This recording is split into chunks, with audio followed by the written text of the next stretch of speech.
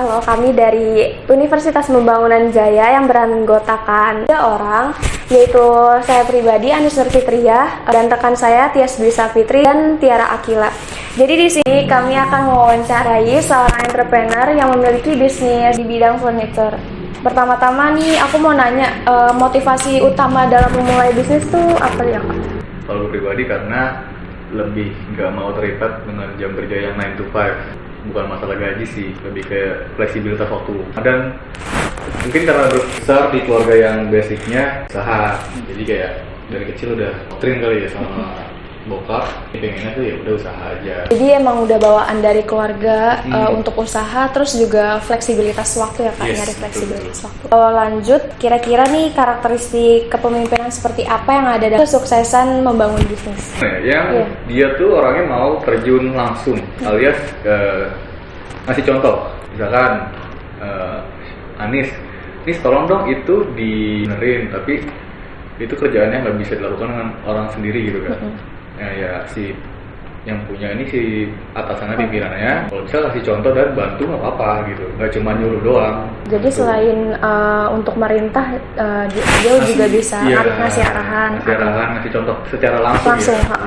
Semuanya, nama saya Tiara Akila. Saya mau melanjutkan pertanyaan wawancara sebelumnya dari rekan saya. Oke, untuk pertanyaan selanjutnya, bagaimana entrepreneur tersebut menerapkan prinsip effectuation dalam mengembangkan bisnisnya? Selalu ada yang namanya kan, kita kalau mau bikin suatu planning itu ada risk mitigation ya, jadi kayak plan B lah. Contohnya misalkan kita mau bikin sebuah promo kayak undang affiliate influencer.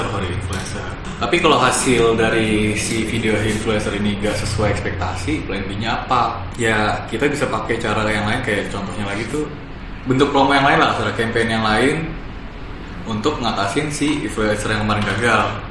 Tapi kita juga lihat dulu dong, pasti faktornya apa sih, apa dari influencernya kah, apa dari jenis kontennya kah.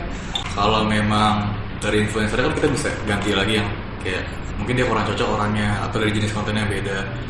Pokoknya sih tetap harus selalu ada plan B, plan C, plan D. Kita nggak bisa selalu stick to the plan, yang pastinya banyaklah faktor-faktor maupun internal atau eksternal yang ngaruh ke strategi kita. Untuk pertanyaan selanjutnya, kalau boleh tahu tantangan terbesar yang dihadapin selama 1 tahun pertama menjalankan bisnis itu apa sih? Yang paling utama tuh mungkin ada 2, di operasionalnya sama di sumber barang.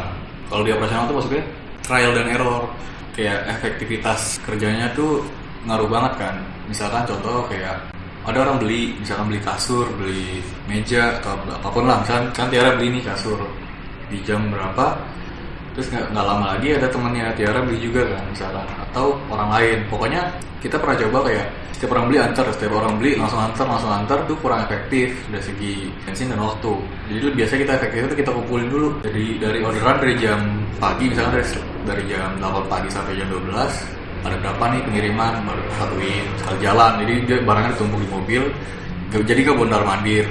Itu salah satunya efektivitas dari operasional. Sama sumber barang sih. Sumber barang kan kita nggak bisa stick di satu tempat, dan ada yang lebih murah, ada yang memang dia lebih mahal tapi trusted barangnya oke segala macam. Itu yang kita struggle di awal-awal. Seperti itu. Halo semuanya, aku Tias Dwi Safitri. Di sini aku merupakan salah satu anggota kelompok terakhir yang akan melanjutkan wawancara ini. Tadi kan kakak udah nyebutin tantangan apa aja sih yang udah kakak lakuin, yang udah pernah kakak alamin. Nah, strategi kakak dalam menyelesaikan tantangan tersebut tuh apa sih? Kalau dari yang tadi udah gue sebut tuh, yang pertama masalah sumber barang ya. Saya sih kita lebih teliti lagi aja sih buat nyari, dan intinya jangan terpaku sama 1 atau 2 supplier. Makin banyak supplier yang kita punya semakin bagus, karena kan nggak semua supplier tuh sama, baik itu dari harga, jenis barang, kualitas barang. Jadi at least kita sebagai owner tuh biasanya punya beberapa supplier lah, dan kita juga harus loyal. Kalau emang ada satu supplier yang memang jadi langganan kita nih, cuma kan nggak pasti di satu supplier itu dia punya semua barang yang kita mau. Contoh misalkan di supplier yang A nih kita ada langganan nih, tapi dia nggak jual jenis kasur Olympic misalkan, sedangkan banyak yang nyari Olympic nih, ya kan kita bisa cari supplier lain. Terus untuk yang keduanya tadi operasional ya, kalau itu sih lebih ke trial dan error ya. Kita coba-coba terus, dan kita lihat juga kompetitor, kita lihat juga di luar sana kan di internet juga banyak kan yang ngasih arahan, contoh dan macam-macam. Terutama kompetitor, kita bisa lihat dari kompetitor gimana buat masalah pengiriman mereka gimana sih yang efektif gitu loh. Terus kalau di luar daerah Jabodetabek ongkiran berapa, kita buat nentuin itu kan harus lihat harga pasar dong. Jadi sebenarnya kompetitor itu tempat belajar banget sih buat kita. Oke, mungkin sekian wawancara dari kelompok kami. Kurang lebihnya mohon maaf. Terima kasih.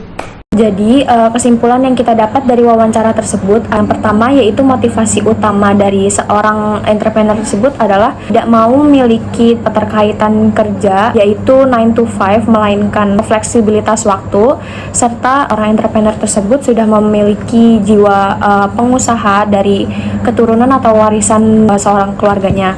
Lalu karakteristik yang didapat adalah pemimpin yang mau terjun langsung atau tidak hanya memerintah saja tetapi juga mau ikut andil dalam bantu pekerja atau anggota tim yang lain. Selanjutnya, entrepreneur tersebut menerapkan effectuation dalam mengembangkan bisnisnya itu dengan cara menyiapkan plan lain, misalnya ada masalah atau sesuatu yang tidak diinginkan terjadi. Lalu tantangan terbesar toko ini dalam 1 tahun pertama toko ini terbuat adalah kendalanya di pengiriman dan sumber barang. Toko ini tidak memiliki waktu yang efektif dalam pengiriman, namun toko ini dapat mengatasi permasalahan tersebut dengan cara menampung pesanan yang ada lalu mengantarnya dalam waktu yang bersamaan. Selanjutnya, strategi yang digunakan oleh usaha tersebut adalah strategi dalam mengelola sumber barang, yaitu lebih teliti dan juga lebih telaten dalam melakukan pemesanan kepada supplier dan memilih kualitas produk yang terbaik dari supplier tersebut, karena range harga dan juga kualitas dari masing-masing supplier itu berbeda-beda. Kemudian strategi yang digunakan dalam operasional yaitu melakukan trial and error, di mana terus mencoba agar effectuation atau situasi yang di luar kendali akan menjadi hal yang biasa dialami oleh bisnis ini. Selain itu, owner ini juga memanfaatkan kompetitor atau pesaing untuk menjadikan bahan evaluasi dari usaha ini. Sekian dari ringkasan atau wawancara video yang kami buat. Wassalamualaikum warahmatullahi wabarakatuh.